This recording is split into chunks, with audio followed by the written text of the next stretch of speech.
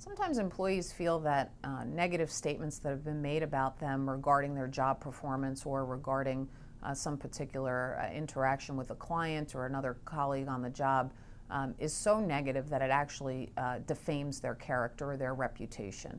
And the concern always from the part of the employer is you don't want to be doing things that are, intentionally putting yourself out there in a position where you're vulnerable to a lawsuit.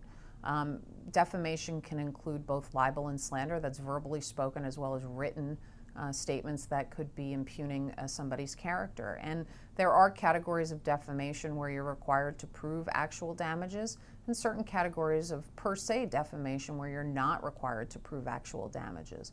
One of them oftentimes involves some type of negative statement which relates to your job, your livelihood. There are, however, for the employer, exceptions to the defamation rules, and the defamation law provides that certainly when it comes to evaluating employees' performance, and if it's done, of course, in a discreet way and in a way that's tactful, you're going to have a privilege, if you will, in the law that enables you within a core group to speak about employee performance, and that type of action does not subject you necessarily to a defamation claim.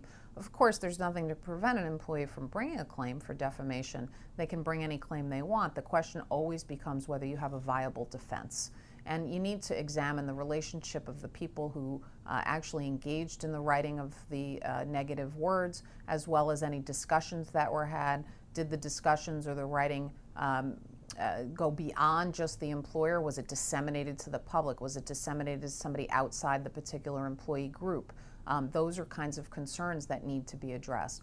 Of course, if you have any doubt about what to write in an employee performance review, or if you have any doubt about whether to issue somebody a written letter of warning, for example, which might in some way, shape, or form impugn their reputation in terms of their job misconduct or some type of fraud or any other action that you think they engaged in that was detrimental to the company's operations, you might want to consider contacting an attorney up front.